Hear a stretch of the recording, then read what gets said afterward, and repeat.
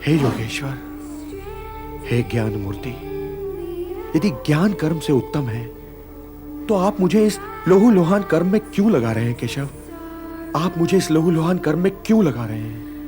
हे केशव, आपने तो मुझे उलझा दिया। यदि ज्ञान कर्म से उत्तम है तो फिर मैं ये भयानक कर्म करूं क्यों? क्यों युद्ध करूं केशव? क्यों न मुनि बनकर मौन समाधि में चला जाऊं?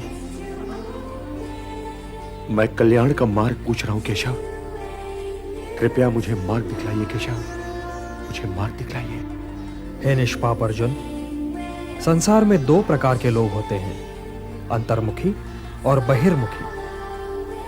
जो अंतर्मुखी होते हैं वे स्वयं के भीतर जाकर ईश्वर को देखते हैं, यही ज्ञान योग है। और जो बहिर्मुखी होते हैं वे स्वयं से बाहर निकलकर उसे प्राप्त करने का प्रयत्न करते हैं, किंतु कर्म से छुटकारा नहीं, क्योंकि स्वयं के भीतर जाकर उसे खोजना भी तो कर्म ही है। हे कुंती पुत्र, मार्ग तो यही दो हैं, एक ज्ञान योग का और दूसरा कर्म योग का। हे केशव, तो फिर मैं ज्ञान योग के ही मार्ग पर क्यों न चलूं? कर्म बिना तो शरीर की यात्रा संभव ही नहीं।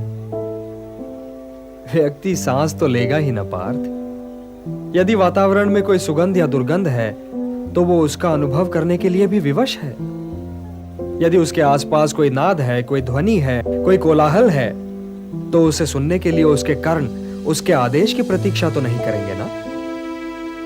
इसलिए जो अपने इंद्रियों को नियंत्रित रखे, जो उन पर अपनी चेतना का अंकुश लगाकर उन्हें कर्मोन्मुख करे, उन्हें कर्म की दिशा दिखाए, वही श्रेष्ठ है। वो अपने विकल्पों को समझता है पार्थ, और अपनी संकल्प शक्ति का प्रयोग करता है। और हे पार्थ, अपने नियत कर्म करना कुछ न करने से अच्छा है। अब ये भी ठीक है पार्थ की आंखें देखती हैं, किंतु वे क्या देखें और क्या न देखें, इसका निर्णय तो ज्ञानी स्वयं ही लेता है। वो आंखों को देखने की, कर्णों को सुनने की और पांवों को चलने की खुली छूट नहीं देता। विकल्प के इसी मोड़ पर ज्ञानी और अज्ञानी के अंतर का भेद खुलता है पार्थ। इसलिए कर्म तो आवश्यक है, क्योंकि उसके बिना तो शरीर का निर्वाह संभव ही नहीं। किंतु हे पार्थ, ज्ञानी पुरुष की भांति कर्म करो, ज्ञानी पुरुष की भांति। हे कौन्तेय, कर्म ऐसे करो जैसे यज्ञ किया जाता है, क्योंकि कर्म ही यज्ञ है और इसका स्रोत स्वयं अविनाशी ब्रह्मा है। इसलिए कर्म का मार्ग सीधा ब्रह्मा तक जाता है। और इसीलिए जो व्यक्ति सृष्टि चक्र चलाने में योगदान नहीं करता, उसका जीवन मूल्यहीन हो जाता है। तुम इस मूल्यहीनता की ओर न जाओ पार्थ, तुम इस मूल्यहीनता की ओर न जाओ। जो व्यक्ति केवल अपनी समस्याओं के विषय में सोचता है, वो तो पापी है। इसलिए तुम इस मोह जाल से निकलकर अपने कर्तव्यों को पहचानो पार्थ, और उनका पालन करो। हे पार्थ, कर्म फल की इच्छा ही मार्ग में बाधा है। कर्म फल की इच्छा ही तो व्यक्ति के गले में बंधा हुआ वो पत्थर है जो उसे स्वयं की तहों से ऊपर उठने ही नहीं देता। यही तो व्यक्ति को समाज से काट देता है और उसे व्यक्तिगत लाभ और व्यक्तिगत हानि की दलदल में ढकेल देता है। समाज तुम में नहीं है पार्थ, तुम समाज में हो। इसलिए लोक संग्रह और लोक कल्याण ही को अपना परम कर्तव्य मानो, क्योंकि जो समाज के लिए कल्याणकारी होगा वही तुम्हारे लिए भी कल्याणकारी होगा। जो कर्म लोक संग्रह के लिए होगा पार्थ, उसी के द्वारा तुम्हें सिद्धि प्राप्त होगी। व्यक्तिगत लाभ से तो पाप की गली निकलती है, क्योंकि वो तो स्वार्थ सिद्धि के लिए व्यक्ति को भटका देता है। और हे पार्थ, ये भी न भूलो कि तुम एक महान पुरुष हो, और लोग तुम्हें दृष्टांत मानकर तुम्हारे पीछे पीछे काम और स्वार्थ के मार्ग पर चल पड़ेंगे, क्योंकि एक श्रेष्ठ व्यक्ति का आचरण तो दूसरों के लिए दृष्टांत बन ही जाता है। मुझी को लो, त्रिलोक में मेरे लिए कुछ करना आवश्यक नहीं पार्थ, और त्रिलोक में ऐसा भी कुछ नहीं जिसे मैं प्राप्त करना चाहूं और प्राप्त ना कर सकूं। फिर भी मैं तुम्हारे सामने हूं, कर्म कर रहा हूं पार्थ, कर्म कर रहा हूं। यह दिखला रहा हूं, यह सिद्ध कर रहा हूं कि निष्काम कर्म के मार्ग पर चलते हुए जीवन व्यतीत करना संभव है। हे भारत, कर्म तो अज्ञानी भी करते हैं, परंतु केवल अपने निहित स्वार्थ की दृष्टि से। ज्ञानी का कर्म तो निस्वार्थ होता है, संसार के संतुलन को स्थिर बनाए रखने के लिए होता है, लोक कल्याण के लिए होता है। इसलिए हे पार्थ, अपने मन पर कोई बोझ न लो, अपना कर्म मुझे अर्पण कर दो और यह धर्म युद्ध करो। कर्तव्य पालन के मार्ग पर तो मृत्यु भी कल्याणकारी हो जाती है। यदि पितामह, गुरुजनों और सगे संबंधियों का तुम्हें वध भी करना पड़े, तब भी तुम्हें पाप नहीं लगेगा, क्योंकि कर्तव्य पालन पाप रहित होता है पार्थ। कर्तव्य पालन पाप रहित होता है। यदि वे वीर गति को प्राप्त हुए तो उनकी मृत्यु कल्याणकारी हो जाएगी, और यदि तुम वीर गति को प्राप्त हुए तो तुम्हारी मृत्यु भी। इसलिए हे पार्थ, युद्ध करो, क्योंकि धर्म का मार्ग पाप का मार्ग नहीं हो सकता। पाप की बात निकल आई है तो यह बताइए केशव कि कभी कभी मनुष्य पाप करने के लिए इतना विवश क्यों हो जाता है? उसे कौन विवश करता है? उसे विवश करती है उसकी वासना, उसे विवश करता है उसका निहित स्वार्थ, उससे पाप करवाता है उसका क्रोध, उसका मोह। इन शत्रुओं को पहचानो पार्थ। जैसे धुआं अग्नि को ढक देता है, या धूल दर्पण को, या झिल्ली गर्भ को, वैसे ही ज्ञान को ढक देते हैं काम, मोह और वासना। काम और मोह की अग्नि ज्ञान को नष्ट कर देती है, और इसीलिए ज्ञानी की वैरी है। हे कौन्तेय, अग्नि को स्वच्छ बनाओ, दर्पण को परिशुद्ध करो, और अपनी इंद्रियों को सौम्य बनाकर ज्ञान और विवेक के नाशकों का वध करो। हे पार्थ, जड़ पदार्थ से इंद्रियां श्रेष्ठ है, और इंद्रियों से श्रेष्ठ है मन। मन से श्रेष्ठतर है बुद्धि, और बुद्धि से भी श्रेष्ठ है आत्मा। तो आत्मा की चिंता करो पार्थ, आत्मा की चिंता करो, और देह, इंद्रियों, मन और बुद्धि से ऊपर उठने का प्रयत्न करो। हे पार्थ, तुम तो मेरे भक्त भी हो और मेरे मित्र भी, इसलिए मैं तुम्हें वो योग बताने जा रहा हूं जो बहुत समय से लुप्त है। परंतु सृष्टि के आरंभ में इसे मैंने ही सूर्य को दिया था, और सूर्य से ये मनु को मिला, और मनु से इक्ष्वाकु तक पहुंचा। सूर्य को दिया था? आपने ये योग सूर्य को दिया था? परंतु हे केशव, आपने आधुनिक काल में जन्म लिया है और सूर्य देव प्राचीन है, तो मैं ये कैसे मान लूं कि सृष्टि के आरंभ में ही आपने ये योग सूर्यदेव को दिया होगा? बोलिए केशव। हाँ पार्थ, मेरे और तुम्हारे बहुत से जन्म हो चुके हैं, मुझे वो सारे जन्म याद हैं, परंतु तुम्हें याद नहीं है। हे परंतप, वैसे तो मैं अजन्मा हूं, अविनाशी हूं और समस्त प्राणियों का स्वामी हूं, परंतु मैं अपनी प्रकृति को अधीन करके अपनी ही योग माया से प्रकट होता रहता हूं।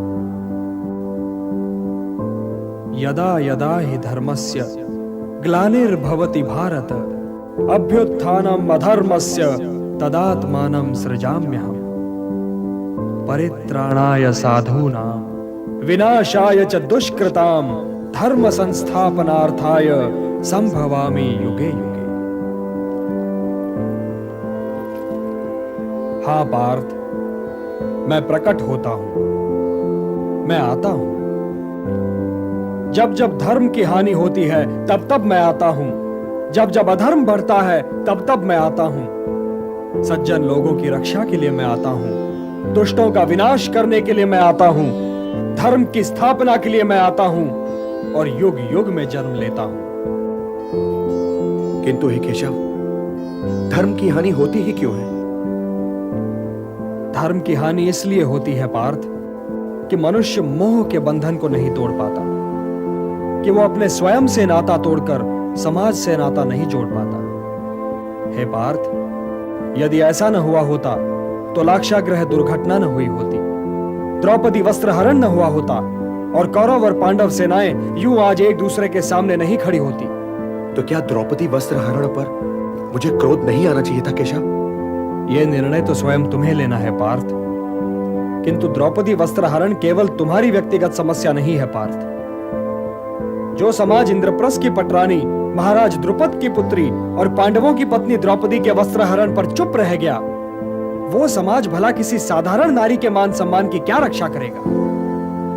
द्रौपदी वस्त्रहरण एक सामाजिक समस्या है पार्थ, एक सामाजिक समस्या है, और यह तुम्हारा कर्तव्य है कि तुम उन शक्तियों को नष्ट करने के लिए युद्ध करो जो किसी द्रौपदी का वस्त्रहरण कर सकती हैं। ये शक्तियां समाज की शत्रु हैं पार्थ, और जो महापुरुष इस युद्ध में उन शक्तियों के पक्ष में हैं, उनके पक्ष में युद्ध करने आए हैं, उनसे युद्ध करने में भी संकोच न करो। अपने व्यक्तिगत क्रोध और व्यक्तिगत मोह के बंधनों से मुक्त होकर लोक कल्याण के लिए युद्ध करो पार्थ, यही तुम्हारा परम कर्तव्य है। मुझे देखो पार्थ, इस समाज और उसके वर्णों को गुणों और कर्मों के आधार पर स्वयं मैंने रच तो दिया, परंतु इस समाज रचना का फल मैंने कभी नहीं चाहा। इसीलिए कर्ता होते हुए भी मैं अकर्ता हूं, और जो इस रहस्य को समझे पार्थ, वो कभी अपने कर्मों में लिप्त नहीं होगा। नमाम कर्माणि लिम्पन्ति न मे कर्म फले स्पृहा इति माम यो भी जानाति कर्म भी न स बध्यते। मुझे कर्म फल की इच्छा नहीं है, जब ही तो कर्म मुझे दूषित नहीं कर पाते। तुम भी निष्काम कर्म करो पार्थ, और अपने कर्म पर अपने निहित स्वार्थ की छाया न पड़ने दो। हे भारत, कर्म, अकर्म और विकर्म के अंतर को समझो। और कर्म, अकर्म और विकर्म में क्या अंतर है केशव? कर्म तो कर्म है ही, किंतु जो कर्म कर्म फल की आशा से मुक्त होकर किया जाए वो अकर्म है, और जो कर्म व्यक्ति और समाज के हित में न हो वो विकर्म है, निषिद्ध है। कर्म अकर्म से श्रेष्ठ है, कर्ता अकर्ता से श्रेष्ठ है। और हे पार्थ, जो अकर्ता है, जो कर्म फल की इच्छा से मुक्त है, वही ज्ञानी है, वही बुद्धिमान है, और वही कर्मयोगी है। उसके लिए उसका कर्म ही कर्म फल भी है, और इसीलिए वो एक कर्म के पालन के उपरांत कर्म फल की प्रतीक्षा में नहीं ठहरता, बल्कि दूसरे कर्म की ओर बढ़ जाता है। उसके ज्ञान की अग्नि मोह, क्रोध, द्वेष, आकांक्षा, लाभ, हानि, सुख और दुख के मैल को जलाकर उसके कर्म को शुद्ध कर देती है, और उसका कर्म अकर्म बन जाता है, और वो कर्ता से अकर्ता। और ये अकर्ता, ये ज्ञानी जीवन के आवश्यक साधन जुटाने के अतिरिक्त अपने लिए और कुछ नहीं करता। उसके शेष कर्म समाज कल्याण के लिए होते हैं। यह मनुष्य कर्म करते हुए भी पाप से दूषित नहीं होता। उसका जीवन तो स्वयं ही समाज के लिए कल्याणकारी हो जाता है। हे निष्पाप अर्जुन, ऐसे ही व्यक्ति का जीवन यज्ञ है। तुम भी अपने जीवन को यज्ञ बना लो, और उसके हवन कुंड में अपने कर्म फल की इच्छा, मोह और क्रोध को आहुतियों की भांति जला डालो। और यज्ञ क्या है केशव? अलग अलग लोग यज्ञ की परिभाषा भी अलग अलग करते हैं पार्थ। कुछ लोगों के लिए यज्ञ ब्रह्म का स्वरूप है, उनके लिए सब कुछ ब्रह्म है। कुछ लोग देवताओं को प्रसन्न करने के लिए यज्ञ करते हैं, तो उनके लिए पूजा ही यज्ञ है। कुछ साधक आत्मा को परमात्मा से मिलाने की साधना को यज्ञ कहते हैं। इन्हीं यज्ञों की भांति इनमें दी जाने वाली आहुतियां भी अलग अलग प्रकार की हैं। कोई धन की आहुति देता है तो कोई कर्म की, किंतु वास्तव में यज्ञ 4 प्रकार के हैं। पहला द्रव्य यज्ञ है। इसमें अर्जित द्रव्य और धन को समाज कल्याण के कार्यों में लगाया जाता है, अर्थात ये लोक सेवा यज्ञ है। दूसरा तपो यज्ञ है। जब कोई अपने कर्म को अपनी तपस्या बना लेता है तो उसका जीवन तपो यज्ञ बन जाता है। हे पार्थ, अपने धर्म का पालन भी यज्ञ है, किंतु ये धर्म सांप्रदायिक नहीं, सनातन है। यह व्यक्ति और समाज दोनों ही के लिए कल्याणकारी है। तीसरा यज्ञ योग यज्ञ है। इसमें अष्टांग योग की साधना की जाती है और इसमें लोग ध्यान और समाधि का मार्ग अवलंब करते हैं। प्राणों का प्राणों में हवन किया जाता है। चौथा यज्ञ है ज्ञान यज्ञ। यूं तो पार्थ चारों ही यज्ञ महत्वपूर्ण हैं, परंतु श्रेष्ठतम है ज्ञान यज्ञ, क्योंकि ज्ञान ही तो अच्छे और बुरे में अंतर करता है और अपनी अग्नि में तपाकर कर्म को शुद्ध करता है और शुभ बनाता है। ज्ञान ही तो कर्म के उत्कर्ष का चरम बिंदु है और ज्ञान ही तो तुम्हें मोह बंधनों से मुक्त कराएगा पार्थ। हे पार्थ, पाप के सागर को केवल ज्ञान की नौका ही पार